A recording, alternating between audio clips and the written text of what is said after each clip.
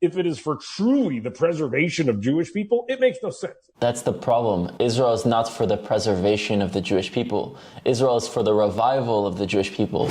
Recently, comedian and actor Seth Rogen, along with comedian Marc Maron, recorded a podcast together talking mainly about their Jewish identity, but simultaneously disseminating loads of anti-Semitism, with their rhetoric, their humiliation of Jews, and their delegitimization of Jewish identity, struggles, and aspirations.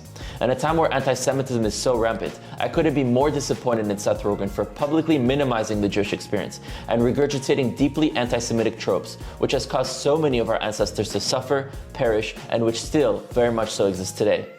This video isn't made to ridicule Seth or Marc, but to elaborate on what they are missing in their understanding of Judaism and to break down why what they said was so problematic. Let's begin. All right, strap in for some Jew stuff. We're going to piss off a bunch of Jews. This is me and Seth Rogen coming up. Hello. There's a Jew. There's a Jew if I've ever seen one. Have you ever eaten oysters at your house? I've done it at a friend's house who shocked them, and it was impressive. And I don't think I could have done it myself. It was I tried one, and I was like, this is not for me. I saw a guy put the oyster shucking knife through his fucking hand. Yeah, that's exactly what I would have been. That guy. Again, not a Jew. Jews were not meant to do that. Seth, why are you perpetuating this idea that Jews are not able to do something or something that requires physical labor? You know, you're giving this idea that Jews are weak and are incapable of doing things in this world, which is totally not true. You have individuals of every single community that are capable and incapable of doing things, and it has nothing to do with your background as to if you can or cannot do something. Because they knew we couldn't do that. They knew it was too challenging for us to open the shell. Too physically demanding for us. you know that whole thing, that whole stereotype about Jews not being able to do things is not really true. And I think that movie that you were just in, that I just watched, is a testament to that. It's true. Old Jews can do stuff. Old Jews can do stuff and new Jews can do stuff. Just because you cannot do stuff doesn't mean that all Jews cannot do stuff. My grandfather was a plumber. I come from a line of like very tough blue collar Jews as well. My grandfather was he played professional football in Canada, and he was a plumber. His brother was an electrician. My great grandfather on the other side was a mailman, and like they were tough. And my grandfather, they were nice to me, but you could tell like he thought I was soft and like was physically tough on me. Yeah. And like in general, like those were tough Jews. yeah. Well, I've always had a theory about it, that there's the stocky sort of proletariat peasant Jew, and then there's the composer Jew, the math Jew.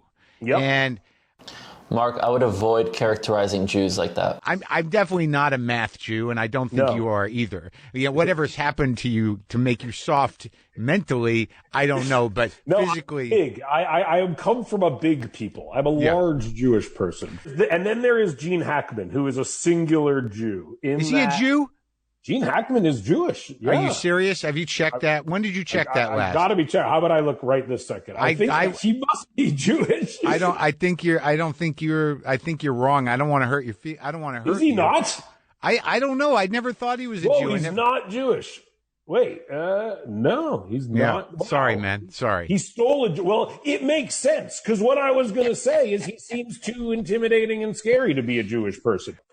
Do you guys understand what Seth is saying here? Basically, the person that he thought was physically intimidating or strong in his mind that he thought was a Jew all of a sudden is proven not to be a Jew. And that makes sense, since Jews are not strong. Jews can't be, intimidating. They must be weak and they must be silent and they must put their heads down. This is the image that you're perpetuating and that you're giving off to the world.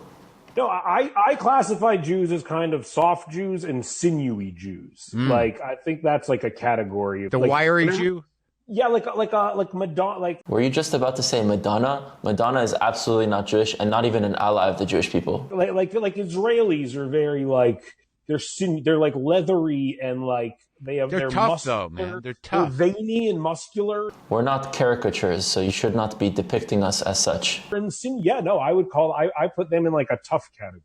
Yeah. Oh yeah, they don't fuck around. No, Israelis aren't going to put up with our fucking middle class, Jew bullshit. No Jew should be putting up with that. Do you know what I mean?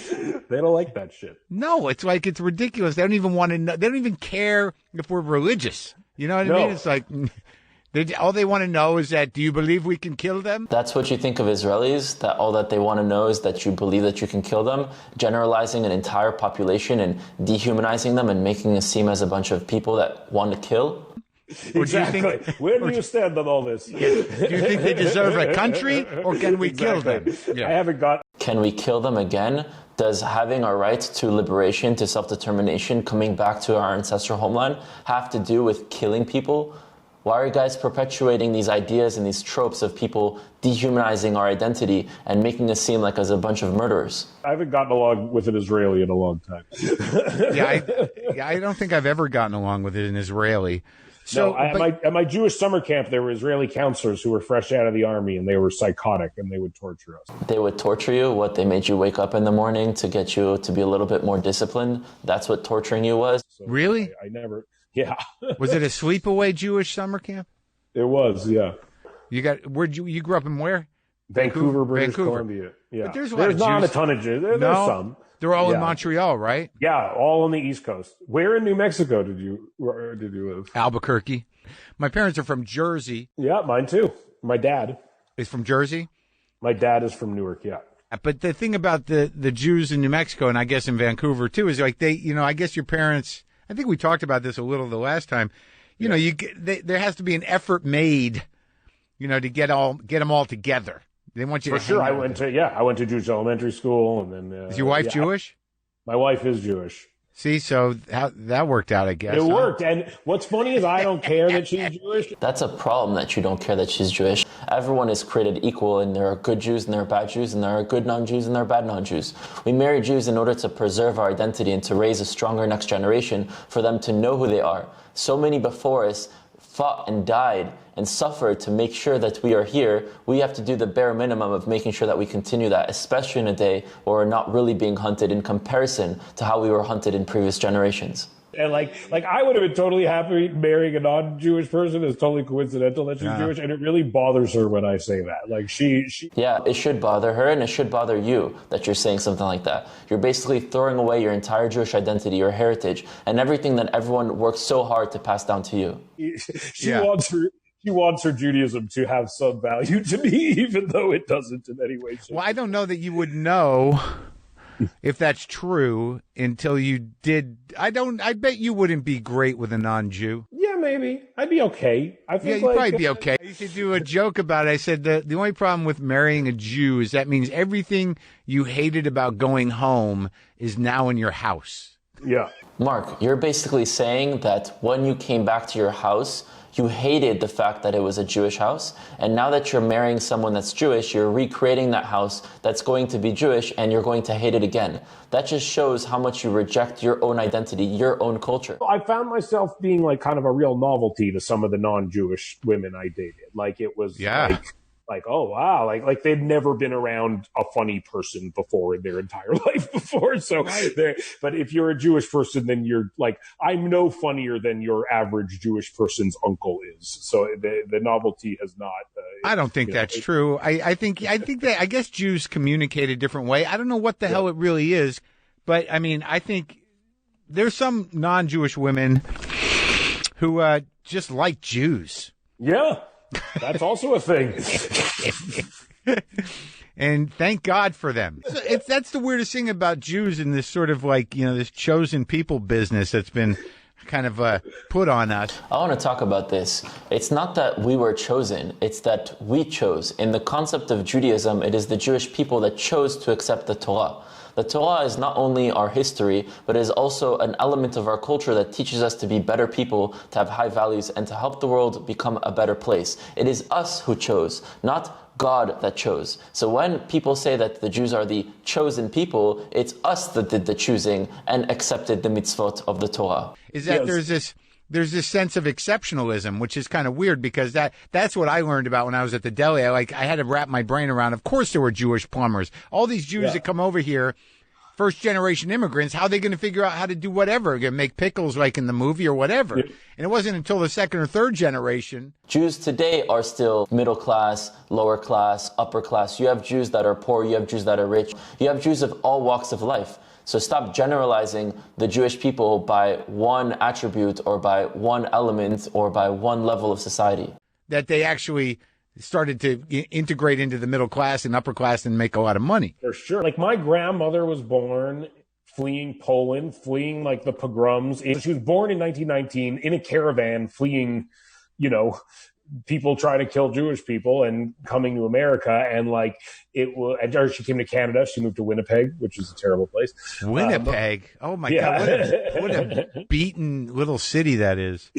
My only reason I could think as to why so many Eastern European Jews went to Winnipeg is that maybe it reminded them of Eastern Europe. The tundra? Maybe it was the closest thing to the shtetl they could find.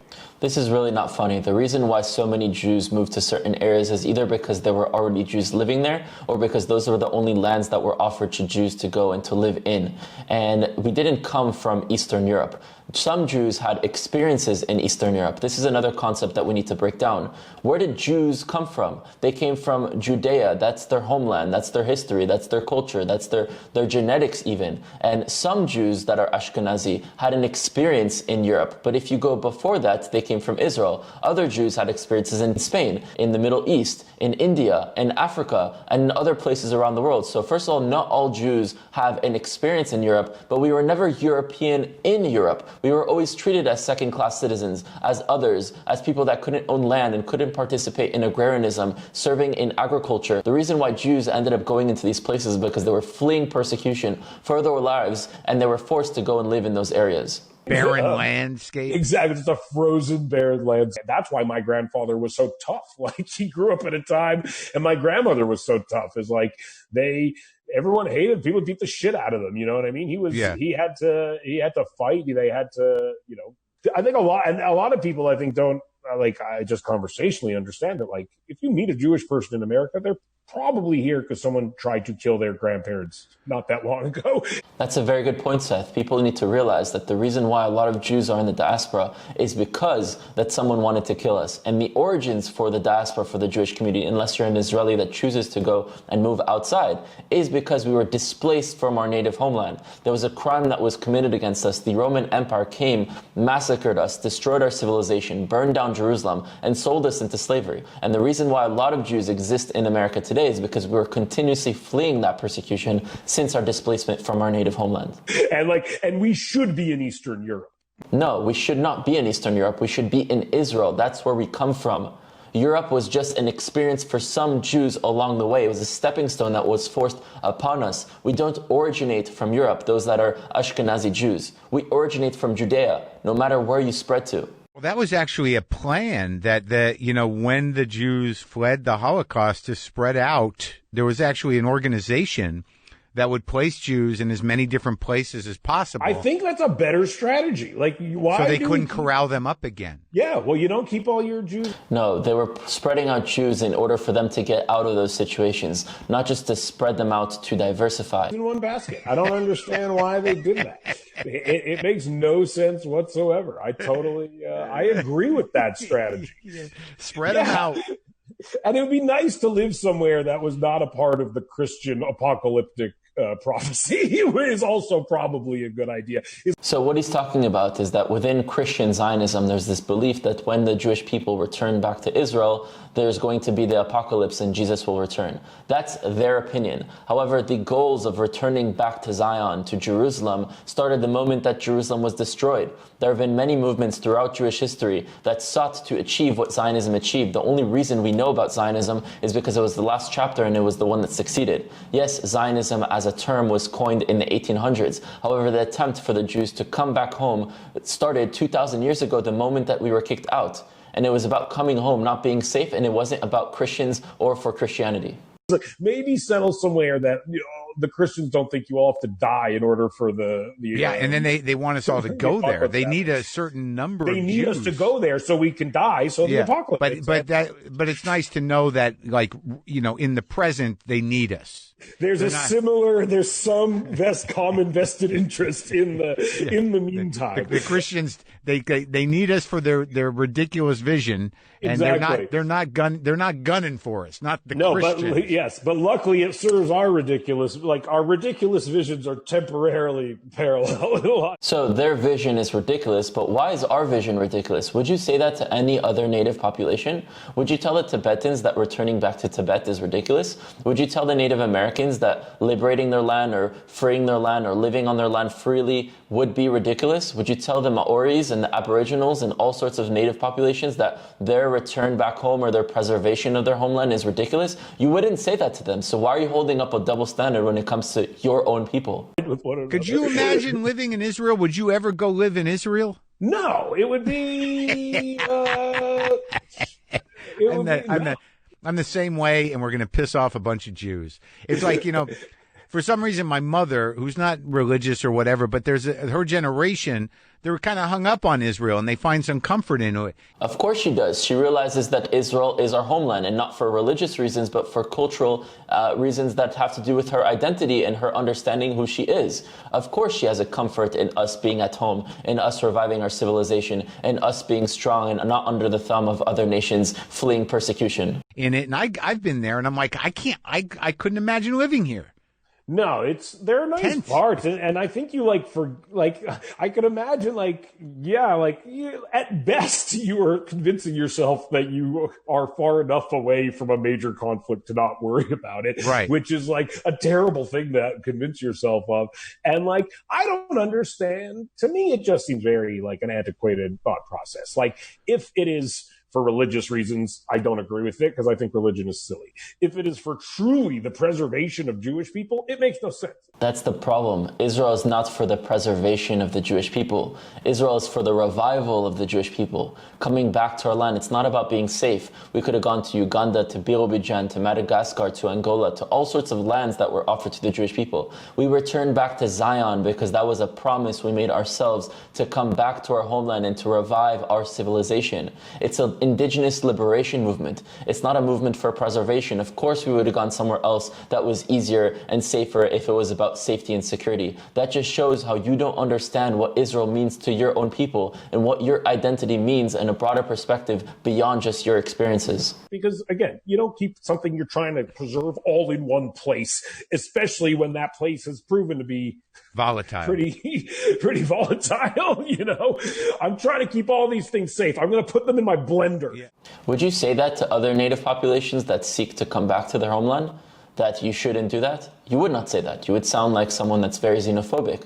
So what do you think that makes you seem when you say that to the Jewish people and you hold a double standard to your own? And hope that that's the best place to, that'll do it. It doesn't make sense to me. And so I also think that as a Jewish person, I was fed a huge amount of lies about Israel my entire life. What lies were you fed about Israel? It is true that within Jewish education, there lacks a layer of narrative that includes the narrative from the other side. But what lies were you fed specifically? Because it's something I hear all the time. And whenever I ask the person, what lies were you told? It's like, oh, well, I wasn't told about what Palestinians go through. I was like, well, that's not a lie. That's just you weren't told the whole truth. And let me ask you, other conflicts, any other population, even Palestinians, do you think they're told about the Jewish narrative or the Israeli narrative? That is a critique that you have for all people that are polarized, that the narratives of the other, the experiences and the identities of the other are not included. That doesn't mean you were lied to. That just means the whole truth wasn't given to you. Right. Yeah. They never tell you that, oh, by the way, there were people there. They make it seem like it was just they're sitting there. The fucking doors open. Hours for the taking. Yeah. It literally, they forget to include the fact to every young Jewish person, basically, oh, by the way, there were people there. No, they don't forget to include that. Everyone knows that other people, including Jews, were living in the land of Israel and have been living there for a long time. What they don't do is they don't try to make us understand the narratives and identities and suffering of what Palestinians go through, have gone through, and how do we build a future together. Well, they just want to make sure that you are frightened of your own survival to the point where when you get old enough, you will make sure that that money goes to Israel and that trees are planted and that you always speak highly of Israel and Israel must survive no matter what. Yeah, and I don't understand it at all. You don't understand why Israel has a right to exist, why your nation, your people have a right to self-determination. Would you say that to any other minority, to any other indigenous peoples, to any other country? Why do you have a right to exist? I don't understand why you should be secure and protected and live freely and have self-determination. Would you say that to other people? I don't think you would say that. So why are you saying that to the Jewish people? Why can't you understand that we are equal just as everyone else, and we don't deserve to live continuously throughout generations in persecution and outside in the diaspora? We should only be living in the diaspora if we choose to. But even if we're physically in the diaspora, we should never be mentally in the diaspora. We should always know where we're from and who we are. And I think, like, for Jewish people especially, who are thought, who view themselves as progressive and who view themselves as analytical and who view themselves as people who ask a lot of questions and really challenge the status quo, like, what are we doing? Well, yeah, I mean, there's a thing. I mean, I get frightened to talk about it. You start. I know. And we're afraid of Jews. I'm afraid of Jews. Because most of the time, people that are not Jewish will not call out Jews for regurgitating anti-Semitic rhetoric and, using anti-Semitic tropes. You should not be doing these things and expect that there won't be a social reaction to you doing those things. I'm 100% afraid of Jews. Oh, yeah. That's it. but like, we're Jews. We can say whatever we want about. Like, we should, if anyone could say whatever the fuck they want about this shit, it should be two famous Jewish people who, if anyone's getting rounded up first, it's our fucking asses, like we are outwardly Jewish. I very much so believe in Seth and Marc's right to share their opinions and to say what they want, but there's also a freedom of reaction to that speech. There's a freedom of reaction of the population, of the people that you're hurting by spreading these lies and images and false narratives about your people. They also have a right to freedom of speech and to react to your freedom of speech. Even as frightened as I may be of fascists and anti-Semites, I almost feel like I have to overstate my Jewishness in order for other Jews to be like, all right, well, someone's taking the hit, and we can all, I can meet him halfway, maybe, maybe not at work, but I do think it's important to represent. For sure, and Jews don't like it when you deny your Jewishness. Of course they don't like it, because you're minimizing your own identity. Would Native Americans, Tibetans, Native Canadians, Yazidis, Kurds, again, all other Native populations like it if you were afraid of your own identity, if you were ashamed of your own identity, if you hid your own identity? No, because we should be proud, we should be open, we should not be afraid of who we are and hide who we are. Which for me would be a ridiculously futile endeavor, I think. And I think that is what's complicated about being Jewish. And I think, it's something that I've reconciled. Unlike other religions, Judaism is not a religion. Judaism is not just a belief system, and it isn't for any people, it is for one people. Jews are descendants, native civilization. There are people from Judea. It is not a belief system that crossed over borders. It's a physical people that crossed over those borders and created a preservation tool called Judaism to preserve who they were in order to one day come back home and revive their civilization and really express their identity in the truest way. Like, you could find a corpse and determine whether or not it was Jewish, like it doesn't work like that with being a Methodist. Like, you don't know what that person, like, what, because of Jewish, what, circumcision or the nose? Because of our DNA. Because if DNA, you do a DNA test, you come back as Jewish. You don't come back as, you come back as an Ashkenazi Jew. Do you know why you come back as an Ashkenazi Jew? Because we're actually a Levantine Middle Eastern people. And Ashkenazi Jewish DNA, if you did your DNA test, you should click on read more, because it says Eastern European Jew. But when you read more, it actually says this DNA originates from the Middle East and had a long displaced experience in Eastern Europe. That's why your DNA comes out as Jewish. Not because you're a religion that is different to those that are living in Eastern Europe. It's because you're not an Eastern European in the first place. You're a Middle Easterner. You come from Judea, from Israel. That's why you're called a Jew. It's weird, right? Did you get that? I was Yeah, mine just came back Jew. Yeah, 99. Yeah, exactly. 100,000% Jew. Don't fuck your wife. You're probably cousins. Do you understand what you're perpetuating and what you're giving off to this world while speaking about your own people? There are enough people that spread out hatred against the Jews. We really don't need you to do the same against us. But I think, no, and I think that is what's different about other religions is being Jewish is inextractable from us. Right. It is literally our DNA comes back Jewish. Because by definition, we are not a religion. Take any other indigenous peoples. They also have belief systems, right? For example, you were living in America and you were born in Canada.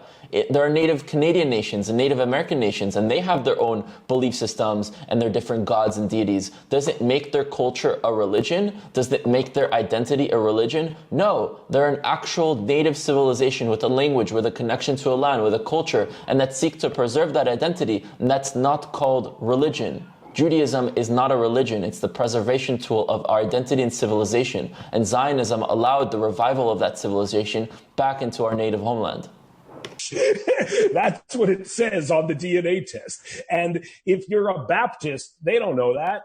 It's your belief system. It's not who you are. That's interesting. It is something you believe. But being Jewish is not exclusive to, you don't have to believe in Judaism to be Jewish. I believe like, let's round down and say I believe 0 of Judaism. Yeah. I'm still Jewish. I can't help it. I just am. Right. You might believe in 0 in terms of the spirituality, but you're still part of a native civilization that has a connection to a land and to a home, and that has their own ethics and values and laws and culture and way that we do things. You're classifying all this spirituality that you yourself reject, and you have the right to do so as an individual, as Judaism. And that's a problem, because the way a lot of American Jews and Jews in the diaspora were taught what is Judaism is they were taught it means doing A, B, C, D, E, F, G. But there's way more to that. It's an identity of who a population is. If you take a Native American or Native Canadian, and I use these examples because this is the civilization amongst the lands of those civilizations that were stolen where you live, and you take an individual that doesn't believe in their native culture's deity, does that make them no longer a part of the Native American nation that they come from? Does that make them no longer Native American or Native Canadian? No, they're Native Canadian and Native American regardless of what they believe in or not. So you not believing in elements of your own culture and your own identity does not remove you from being Jewish, and you should not see that as you being close to 0% believing in your own identity and culture. My DNA comes back Jewish, you know. But do you think there's something about that DNA that whether you believe 0, I mean, what does it really mean to believe 0 Jewishness? I mean, there's something about the sort of legacy you are and the sort of like the way of speaking that tumbles down through generations. Sure. The trauma inherited through our DNA, I think, is also definitely a big part of it. I think like it's not like being neurotic is not like a genetic, it's that's like, inherited, I think. But also like there's a premium put on education and on survival and on, a certain amount of wariness. What you're saying is very true, Mark. There is a premium within Jewish culture that does not define every individual, but does define an element of the cultural collective, that we do see education and survival and literacy, and we take that to a high degree. If you go back 300, 400, 500 years ago, most of the world was illiterate, even 200 years ago. But yet every single Jew was literate. Why? Because we have our bar and bat mitzvahs, and we're taught to question and to challenge and to read and to write and to try to be the most successful individual that we can be. Now, this doesn't, again, define every single Jewish household. This doesn't define every single Jewish individual, but it is an important part of Jewish culture to teach our children to be the best that they can be and give them every single opportunity to do so. And that definitely plays a huge role in allowing Jews to succeed in certain communities. Furthermore, we tend to help one another. That doesn't mean every single Jew helps one another. That doesn't mean every single non-Jew doesn't help one another. But in our culture, it's actually very important for Jews to help one another because we see each other as family.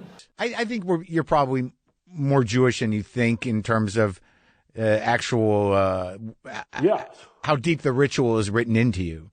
For sure. And I think also as I get older, I appreciate that religion, specifically revolving around death, like Judaism has a lot of protocol that is helpful. and it kind of forces you to dude, confront. it's like, I went through it with the death of someone else who was not Jewish, but it was like, like Jews, like you get the body in the ground.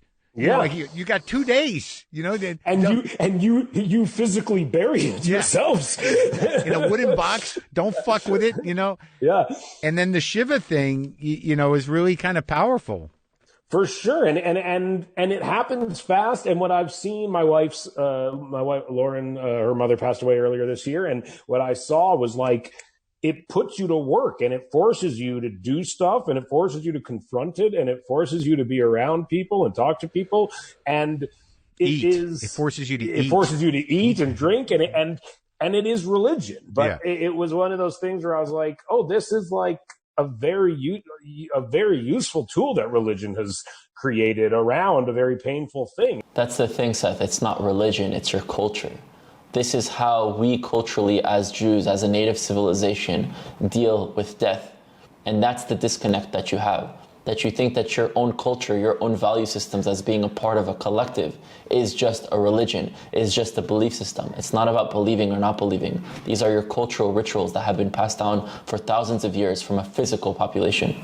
And a lot of thought was put into this, and it's actually, for everything I could say about, like, as silly as Noah's Ark is, that this is not silly. This is actually like a very well thought out, practical protocol to do after someone dies, and whether you believe it in or not, it like is useful, and I think that's also something that, because I went to Jewish school and I went to synagogue, and you realize that, I was brainwashed and kind of just taught a lot of things that I don't believe. And I was never really given the choice to make these choices, decisions for myself. You drastically kind of revolt against it for a while. And then now It's not that you were brainwashed. I think the people that taught you or that were your teachers did not connect Judaism to your core identity. They taught you that Judaism was this sort of external belief system that you must accept with all these different restrictions that comes along with it. And because it was so shallow, you naturally rejected it. But if you understand what Judaism was from a deeper perspective, that it's not about restrictions, it's about liberation, it's about understanding that regardless of your belief in it or not, it's who you are as a part of a people, a nation. Even if you don't believe in the certain practices and certain philosophies of that civilization, it's still who you are. And that's the failure that I see amongst a lot of Jews that go through Jewish education within the diaspora, is that they don't teach people, the Jewish next generation, who they are fundamentally. They try to teach them a lot of things about spirituality and about certain rules and restrictions before even teaching them the basics, that they are part of an actual native civilization and nation from Judea, and that these other things are an individual's relationship with the higher power and how they use that relationship in order to be a better person. And all those relationships are very individualized, because what works for you may not work for the person next to you, and what worked for you 10 years ago may not work for you today and may not work for you in 10 years. So that relationship that you have with a higher power is your own relationship, and that has nothing to do with your Judaism, because your Judaism is your identity. Kind of in the last few years have more been in the phase where it's like, okay, yes, there's a lot that I should not have ever probably been told to take as seriously as I did. But what were you taught? Because I was brought up like conservative Jew, and I don't remember. We learned a little bit of Hebrew. I learned to read Hebrew. I did the prayers, but I don't remember, ever being afraid of God or taught to pray in any real way. I don't know what I was really. That's true. So what did I really learn? I have no practical relationship with God. It seems like with Jesus, they're like, Jesus died for your sins, and, you ask for forgiveness, and it's a very kind of A plus B equals, you get to heaven. With Jews, it's sort of like, who are we talking to? No, it's true. But I do remember, but that was a funny thing, though, because I think when you're young in Jewish school, they do kind of lay it on, and I was pretty young, but I remember This is a further point to show how shallow Jewish education has been in the diaspora and how problematic it is, and how it has resulted in a lot of Jews rejecting their own identity and not connecting to fundamentally who they are. I remember my sister, who's only 3 years older than me, being like, oh, none of this is I don't believe in any of this shit. And I was like, what? And then she's like, Mom and Dad don't even really believe in this shit. Do you realize we're not doing any of this stuff? And I was like, oh, wow. I'm being taught. And that is just I mean, it's like the tooth fairy. It's like anything. It's like, oh, I was taught things that were never meant to come to fruition or be real in any way, shape, or Except form. to remind you at your age now that maybe there's something to it. No, and then I get to it now, and I'm like, oh, for these very adult things that I wasn't dealing with at the time, things like death, and there's actually a lot of useful stuff to it. I just honestly, Israel is the thing that I look back on and look at as like maybe that was the thing I was like most misinformed about. It's not that you were misinformed. It's that you're touching on the failure of Jewish education. And that's the thing that they failed you the most in. Sure. Like, I think the religious stuff, I can reconcile it more, like with what we're talking about now. There are tools, but like... Not the religious stuff, the cultural stuff. Because regardless of if you believe in Hashem and in the Torah, you're still a Jew, so it's a part of your culture. You wouldn't look at other native populations practicing their culture and say, oh, those are just religious things. No, those are their cultural things. With... I think like just specifically like Israel and Palestine, like that was stuff that like I was, and not because of my parents or anything. I think just like culturally, it was not in the conversation of the average Jewish family to really get into the specifics of what was happening. I think you still don't know the specifics of what's happening here in Israel, but regardless, do you think that the average Palestinian family is taught about the narrative of who the Jewish people are and why we have a right to exist and why we have a right to self-determination and the Israeli narrative? No, you're touching on a point that when populations are separated and divided and see each other as the antagonist to each other's story, naturally, they don't know what the other story is. And you're touching on a real point that exists within every population that is separated and divided. You don't question Israel. Yeah. You can question Israel. The problem is not questioning Israel or criticizing the government. The problem is when you hold a double standard to Israel. The problem is when you delegitimize Israel's right to exist. The problem is when you demonize the Jewish people. All three things in which both of you have done within this podcast. Right. Yeah, no, I think that's true. And also, like, I remember being shown Holocaust movies, the movies. Oh, yeah. Like, and that was a bit of brainwashing. There is a difference between understanding what you went through, the pain and traumas that your ancestors have gone through, and making sure that doesn't happen again, to brainwashing someone. Probably for the better, where you're just sort of like, this happened, you can never forget it. It was horrible, and this is the pile of shoes. Here's all the hair. This is the ditch with the bodies in it. That's, never again. I got to say, though, my parents actually always did instill, and I remember my dad, when I was very young, when my dad very frankly telling me, like, people hate Jews. Yeah. Just be aware of that. That's also a very important point that you're bringing up, that every father or mother or guardian of a Jewish family usually has to have that conversation with their Jewish children, letting them know that one day they're going to experience anti-Semitism and they must be psychologically, physically, and mentally ready for it. They just do. And it's honestly something that I am so glad was instilled in me from a young age, because if it wasn't, I would constantly be shocked at how much motherfuckers hate Jews, because they do. And it is pervasive and it is prevalent, and it is to many Jewish people so confounding that they don't assume it's truth. Right. And I think that is something that I'm honestly glad was always very much instilled in me, because it's true. Jews were, not allowed to participate in a lot of cultural things and things that, required, like, they were kind of pushed into a position. They couldn't own property. They couldn't do this. So they learned other skills, and those skills became necessary for other people to exist. Banking, like education. That. People obviously hate people who do not look like them. Yeah. But I think people also have a weird fear of people who look like them but do not believe the same thing they do fundamentally.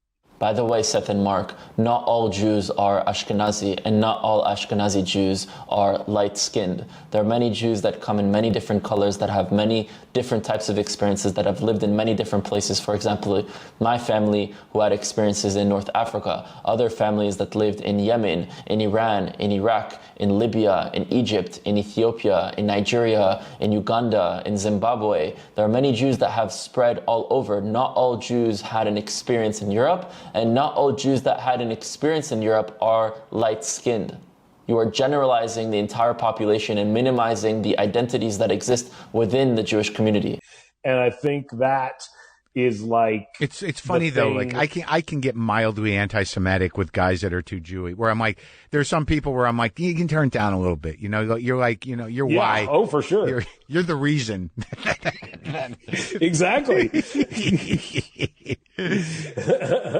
Yeah, right. So, but your father, like, he's out. You grew up. He left New Jersey and went to Canada when he married your mother. Is that how it worked? Yeah. Well, my parents hilariously met in Israel on a kibbutz. Really? When they were like in their 20s? Early 20s. Yeah. They were doing the kibbutz thing, like they were doing their bit. They were doing the thing. They were just kind of hippies, I guess. Yeah. And like, yeah, my mom's from Vancouver, and then my dad like went back to Vancouver with her. Was your father in the Zeta Beta Tau fraternity? I don't think he was. My dad is not a fraternity type. He fenced. He was like the third best state in the state for fencing, and I think he won some championships. The fencing hippie who doesn't want to work. I like it. Exactly. That old. The ZBT, Zeta Beta Tau, was called, I imagine by anti-Semites, a Zionist Bankers Trust. It was a Jewish fraternity. Is that where your mind goes to straight away of let me come up with some sort of anti-Semitic slogan to define these acronyms of a Jewish fraternity? Why are you suggesting that? And why are you saying that on your platform? If it was something that was real, bring it up and talk about it and address it and condemn it. But it's not even something real. So you're just making that up for what? Do you think that someone that's black, for example, would take the acronyms of their black fraternity and make up a racist slogan and laugh about it? No. So why do you do that to yourself and to your people? About right.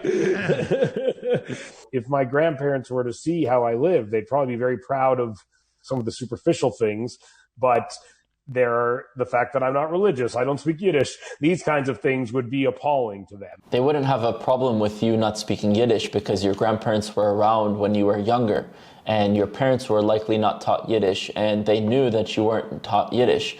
They wouldn't be ashamed or sad that you don't speak Yiddish. They would be ashamed and sad that you don't understand what your Jewish identity is, that you aren't seeking to preserve it, to pass it down, to cherish it, and to defend it. And rather, you go on platforms where you have millions, if not billions, of people in the audience and saying such anti-Semitic things and regurgitating these tropes that has caused so much pain to our population. That's what they'd be very sad about. And then slowly, they would probably have to kind of like recalibrate what they hoped their future generations would become and see that I'm a happy, hopefully reasonable. You think they'd be upset you didn't speak Yiddish? My grandmother, probably a little bit. Like they were, like she would always say, "You think you're a big shot?" That was one of her favorite things to say. So my grandparents used to speak Yiddish when they didn't want us to understand what they were talking exactly, about. But they like to I think the things that they had, there's more of them that they wish that we did. You know what I mean? Well, yeah, because it's all gone now. It's like it's over with them. If our generation, you're younger than me. For those who don't know what Yiddish is, it's basically an infused language of German and Hebrew. It's a colonized tongue. So as Jews were displaced physically and forcibly from Judea, they spoke Hebrew, and some of them were living in places where they spoke German and started to speak a fused form of Hebrew and German called Yiddish. However, the Jews that started migrating eastward into places like Ukraine and Russia, where they were speaking Russian, they even added some Russian words to their Yiddish, which linguistically you can trace the origins of the Jewish people and how with each new generation, new words needing to be available, they added on new words based on where they were living. So Yiddish, just like Ladino, which is the Sephardic colonized tongue, are languages that are infused due to our experiences in displacement. If we don't keep it moving, it's over.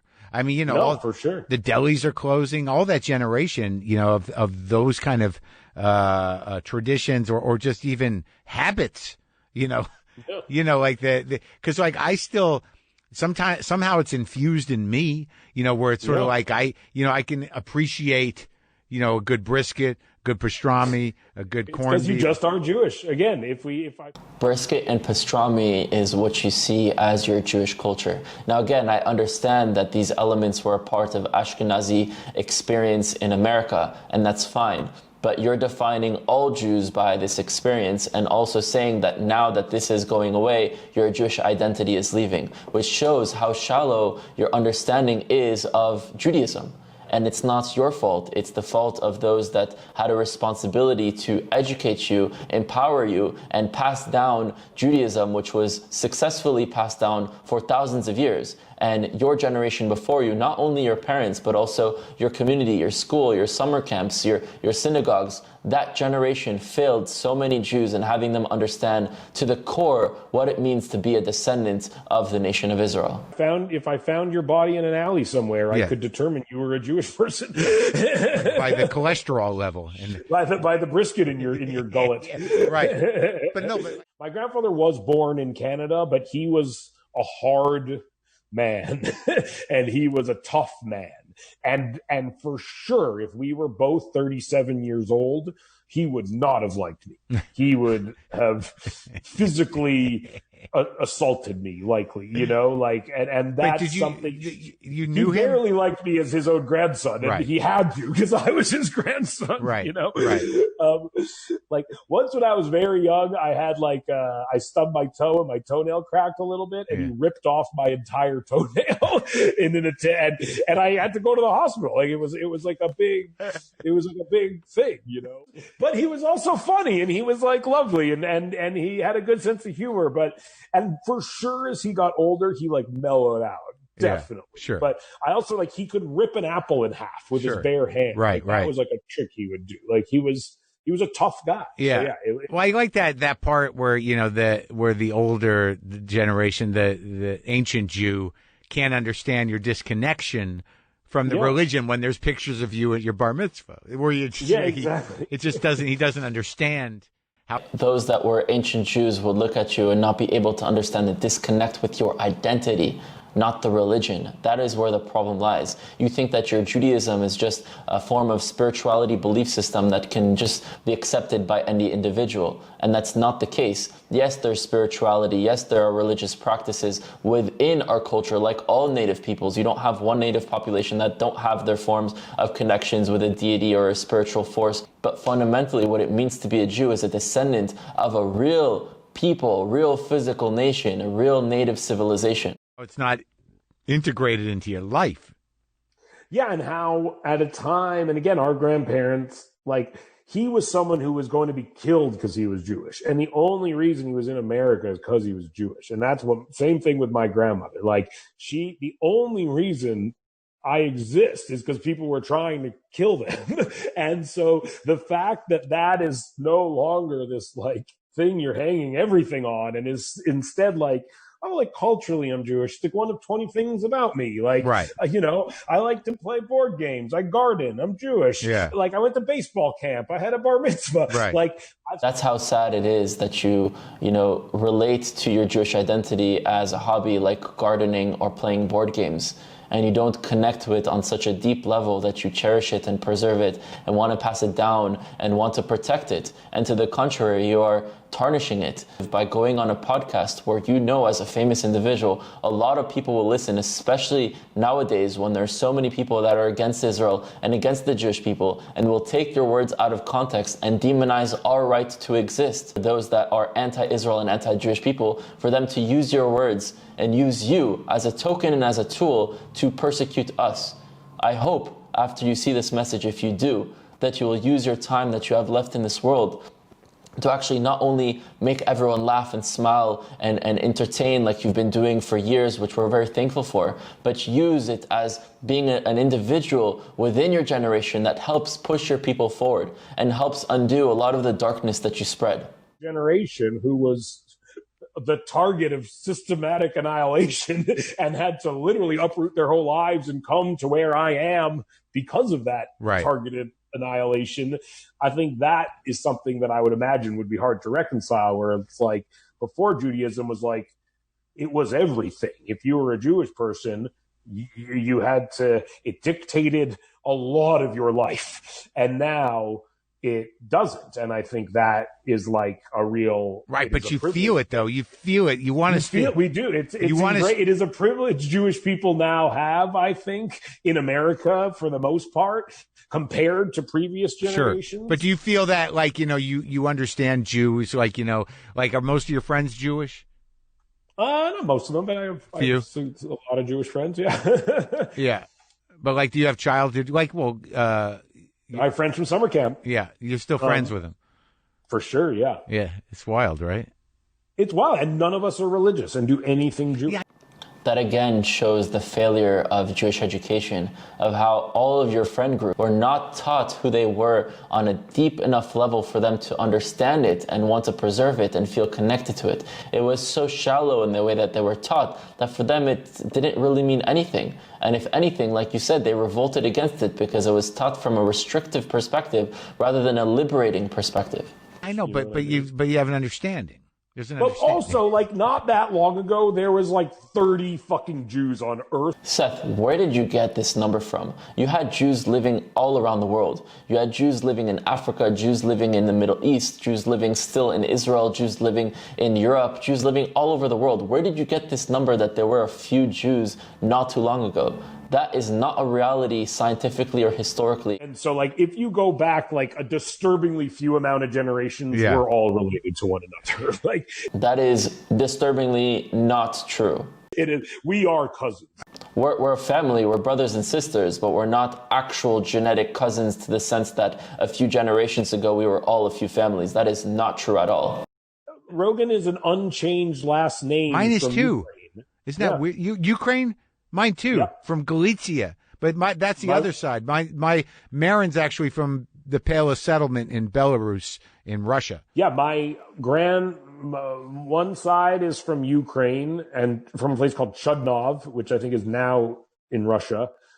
You both need to understand that this was our experience. There are Jews that had an experience in Belarus, in Ukraine, in Russia, in Poland, and there are Jews that had experiences in Morocco, in Algeria, in Tunisia, in Libya, in Egypt, in Syria, in Lebanon, in Iraq, in Iran, in Yemen, in Nigeria, in Zimbabwe, in all sorts of places. We have Jews from all around the world. It's not where we're from, it's where some of our ancestors had experiences in, but before that they were in other places, and before that, if you go to the origins of where they actually come from, where we all come from, that is from Israel. And my grandmother literally did not know where she was born or on what day she was born, because she was born like in a caravan fleeing the pogroms. The Orthodox, the Hasidim are a little tight.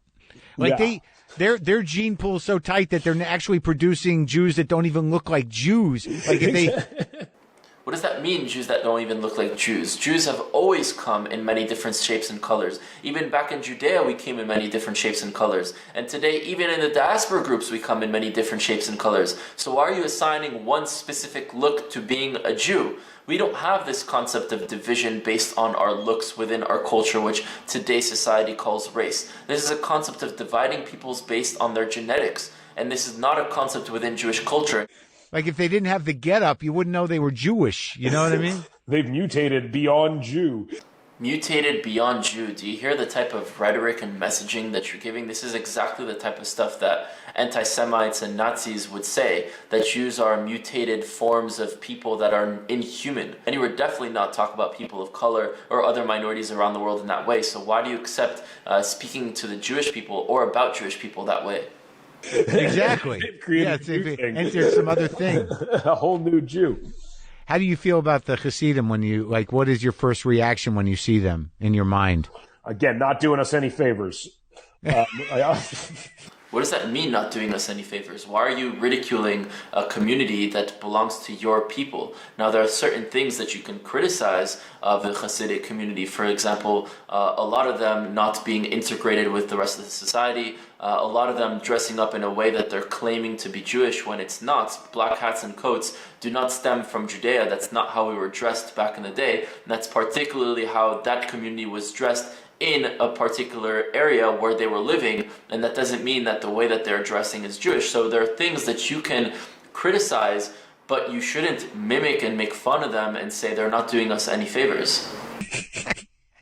I also am always thinking about how wizards are clearly based on Hasidic people. Like, what we know culturally as wizards. Do you realize that Jews were killed in Europe for being considered sorcerers, wizards, and witches, and that things like the Black Plague was blamed on the Jewish people and said that this was what the Jewish people were doing, and that so many of your ancestors were massacred for such anti-Semitic and false messages of who the Jewish people are? Is based on Hasidic people. Like Gandalf is based on Hasidic people. It's so funny. I didn't realize that.